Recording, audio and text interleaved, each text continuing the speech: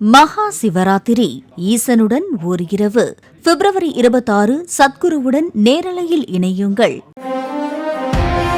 Chennai Thiruvanmiyur tidal park சந்திப்பில் கட்டப்பட்டுள்ள you வடிவ பாலம் தரப்பரிசோதனை நிறைவுற்று பயன்பாட்டுக்கு வர உள்ளதாக நெடுஞ்சாலைத்துறையினர் தெரிவித்துள்ளனர். யூ வடிவ பாலம் திறக்கப்படும் பட்சத்தில் சிக்னலுக்காக காத்திருக்காமல் திருவான்மியூரிலிருந்து மத்திய கைலாஷ் செல்லும் வாகனங்கள் சோழிங்கநல்லூர் நோக்கி செல்லும் வாகனங்களுக்கு தடை ஏற்படுத்தாமல் செல்ல முடியும். பாதசாரிகளுக்கு நடை மேம்பாலமும் தனியாக கட்டப்பட்டு யூ வடிவ பாலத்துடன் சேர்த்து திறக்கும் வகையில் தயாராக உள்ளதாகவும் அதிகாரிகள் தெரிவித்துள்ளனர்.